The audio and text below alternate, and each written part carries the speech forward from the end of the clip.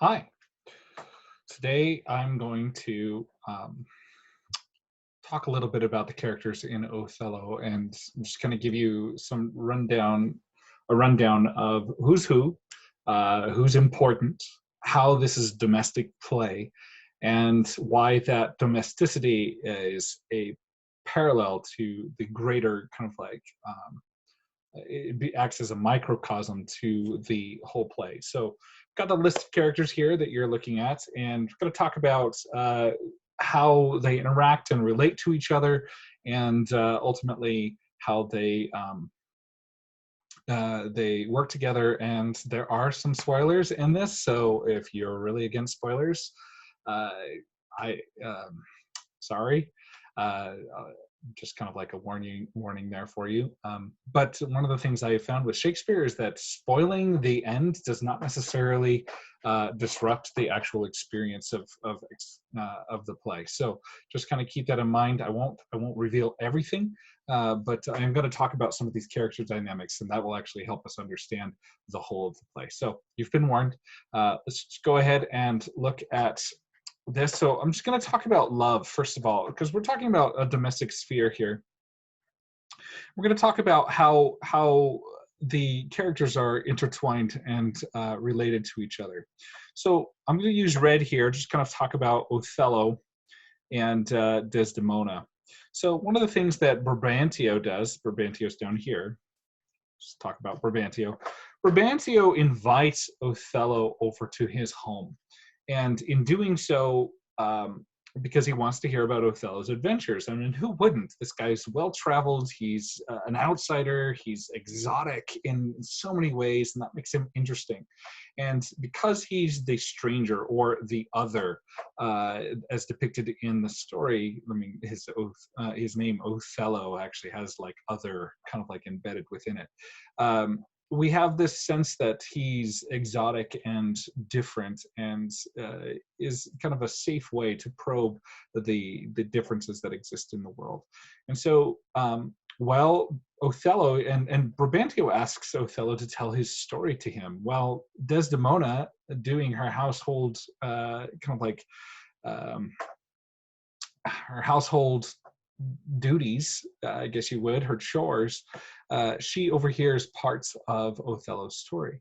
And because of this, eventually she asks Othello to tell her his story. And in doing so, he does tell his story to her, and she falls in love with him. And this is depicted in the first act, where he is asked by Othello, by Brabantio, by the Duke, sorry, by the Duke, to say what kind of drugs he used to enchant Desdemona. And he says, "Her father loved me, oft invited me, still questioned me the story of my life. From year to year, the battles, sieges, fortunes that I have passed, I ran it through, even from my boyish days, to the very moment that he bade me tell it, wherein I spoke of most disastrous chances, of moving accidents by flood and field, of hairbreadth escapes in the imminent deadly breach, of being taken by the insolent foe and sold to slavery, of my redemption thence, and, portents, in my travels history, wherein of antres vast and deserts idle, rough quarries, rocks, and hills whose heads touch heaven, it was my hint to speak, such was my process, and of the cannibals that eat each other, the anthropophagi, and men whose heads do grow beneath their shoulders. These things to hear would Desdemona seriously incline, but still the house affairs would draw her thence, which ever as she could with haste dispatch she come again, and with a greedy ear devour up my discourse, which I, observing, took once a pliant hour, and found good means to draw her from her a prayer of earnest heart, that I would all my pilgrimage dilate, whereof by parcels she had something heard, not intentively. I did consent, and often did beguile her of her tears, when I did speak of some distressful stroke that my youth suffered, My story being done, she gave me for my pains a world of sighs.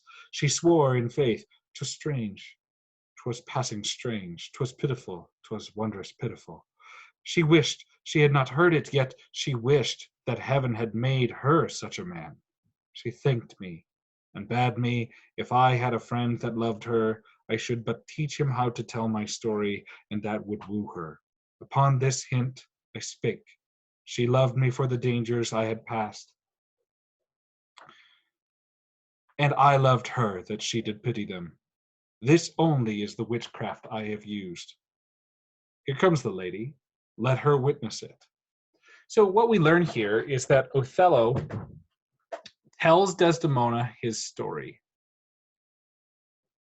secretly and in the presence of Brabantio. And at that same time, Desdemona falls in love with Othello. So in telling, and this is one of the major themes, in telling Desdemona's story, or sorry, Othello's story to Desdemona, he is enchanting her. I mean, literally the word spell is Old English for word. And so he's using words to cast and enchant Desdemona. And Desdemona literally falls in love with him because of the story he's able to tell. And really, if we think about it, this is kind of how most romances begin. We tell each other the stories of our lives. We become enchanted by the person who lived those stories. We fall in love with the character the person is, and hopefully we are able to join their story in their life and continue on with them. Well, we go on. We learn later in the play that Iago somehow also has this ability, and he has enchanted Emilia. Now, Emilia is his wife, and she obviously loves Iago, but it's not so obvious. But she also loves in a very different way, not in a romantic way necessarily, but it could be. She loves Desdemona. Now, we learn that Emilia is not just the wife of Iago, but that she is Desdemona's handmaiden. This means that as Iago is Iago is Othello's like chief secretary, his ancient. Emilia is also Desdemona's uh, servant. And so one of the things we understand that there's this dichotomy between Iago and Othello and Emilia and Desdemona. But we learn that Emilia truly does love Desdemona, loves to serve her, loves to be with her. She is a friend of Desdemona. We also learned that there's another example of this kind of love. One of the things that we understand is that Bianca, who is a courtesan, loves Cassio. She loves Cassio. Cassio, it's debated as to whether he actually loves Bianca back or if he's just in lust with her.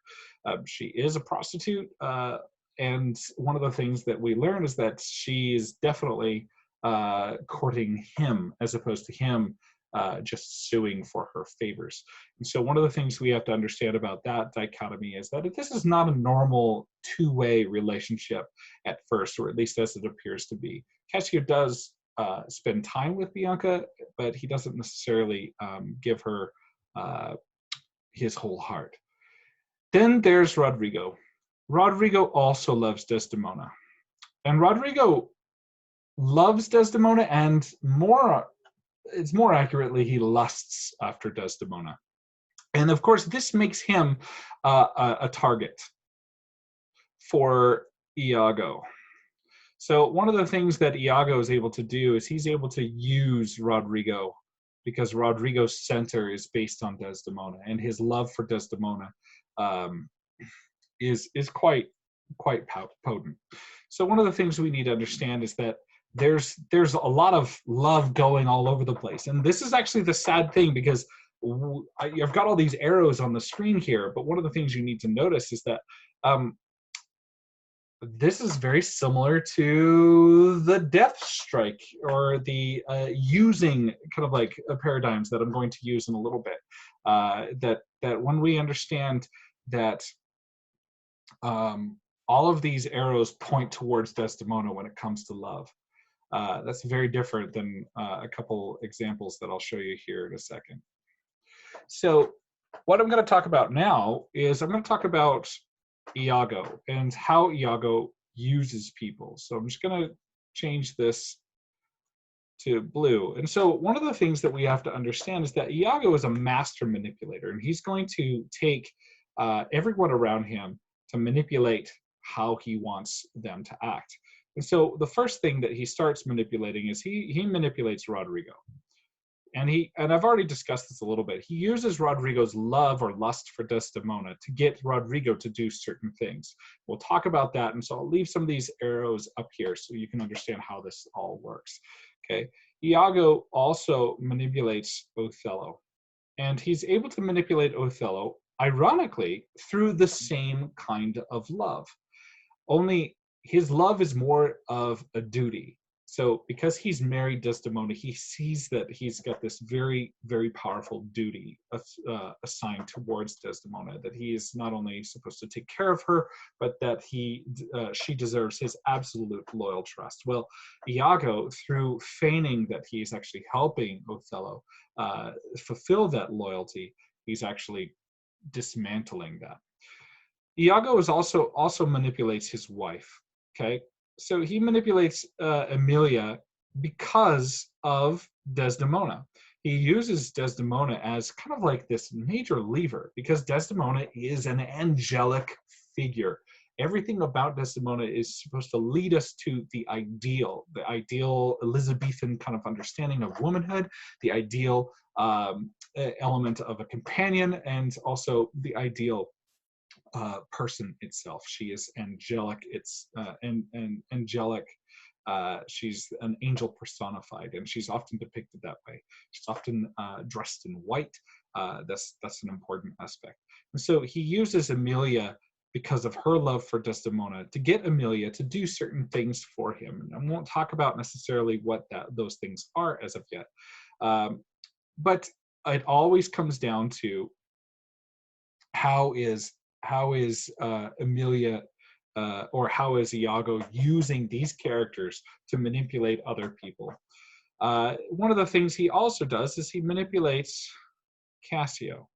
He manipulates Cassio because he uses Cassio's love for Othello, and that's one thing I didn't talk about. Is Cassio loves Othello, not necessarily in a homosexual way, but he definitely has this kind of duty-bound responsibility for Othello, and that he wants to please Othello. He wants to be the good lieutenant that he's supposed to be. And this is depicted even more so in Act 2, which we'll talk about later today. So one of the things we have to understand is that Iago manipulates Cassio into believing that, first of all, Iago is a trustworthy fellow, and that he can use Cassio to simultaneously ply Desdemona. That means to get Desdemona to get Cassio into good graces with Othello. So basically, Cassio becomes a major tool of Iago in order to get Desdemona to talk to Othello about Cassio.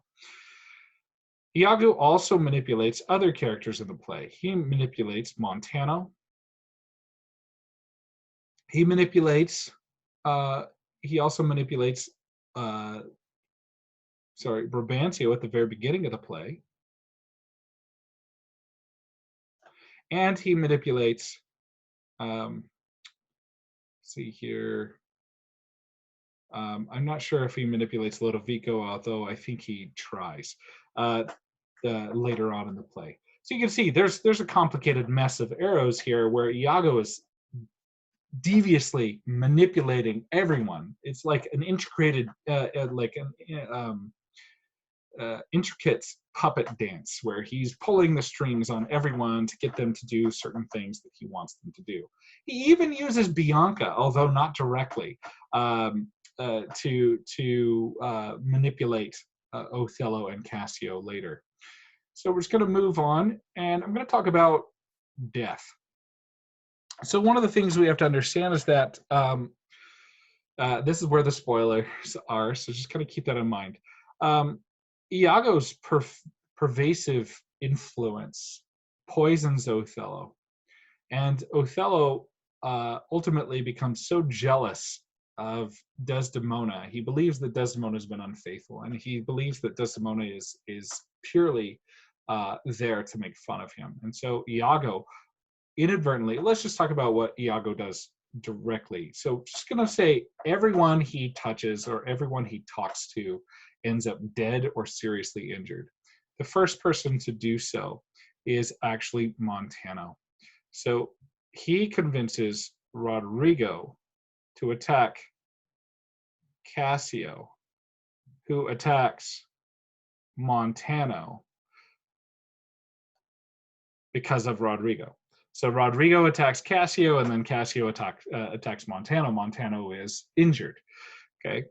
And then Iago convinces, this is where we're getting into some spoilers, so just kind of keep that in mind. He convinces, of course, Cassio to talk to Desdemona to talk to Othello.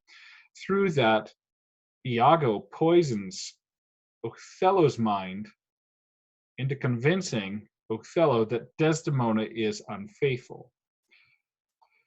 And Othello eventually kills Desdemona, kills his own wife, which is the major tragedy of the play. And this is actually how he does that.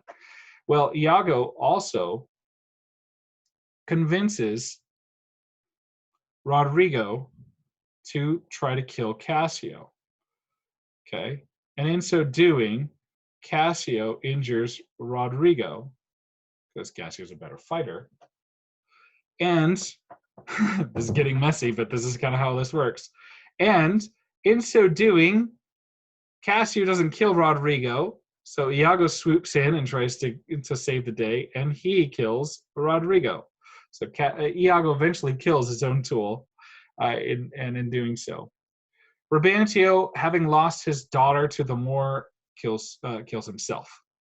He's so sad, he just dies. Duke of Venice is like immune to everything, so he can't. He's like a god type figure, so he's not touchable. Iago convinces Emilia to betray Desdemona inadvertently. Emilia, in love with Desdemona, and sees that the Moor has killed him. The truth comes out, and she rats on Iago. Iago then kills Emilia. Rodrigo's dead. Cassio's injured very, very severely, but not quite dead. And in the meantime, Iago tries to get Bianca to take the blame for Cassio's stabbing. This all comes to a head, and ultimately, it comes down to a fight between Iago and Othello, and we have to kind of like decide, okay, what's really going to happen here. So you understand that Bianca's injured inadvertently because Cassio's almost killed. Brabantio is killed. He talks to Iago at the very beginning because he kills himself. Montano is almost killed because of his fight with Rodrigo and Cassio. Cassio is almost killed because he's caught in the interplay between Othello and Desdemona. Othello and Iago kind of headed off. Iago kills his own wife, who also, of course, talks to Iago. And, of course, he kills Rodrigo. Rodrigo being the failed, kind of like duped, gulled gentleman that Iago's using at the very beginning. So this kind of like shows the manipulations and the verbal manipulations and the actual the killings and the death strokes that come from Iago throughout this play. It's really quite a domestic play. It involves these characters very, very intimately. There's a lot of wordplay and, of course, sexual innuendo that never actually happens in the play. It's all contained within the imaginations of the characters. And so one of the things we have to understand is that Iago truly does know. He's a master of his craft. He's a master manipulator. And we have to understand that, hey, who's gonna get Iago? Very similar to that line in The Princess Bride. Who kills Prince Humperdinck? And we'll have to see what happens at the end. Anyway, if this mess made any sense to you, or if it just confused you, please go ahead and ask some questions. That will help me kind of give you some answers to what's going on. So Anyway, take care.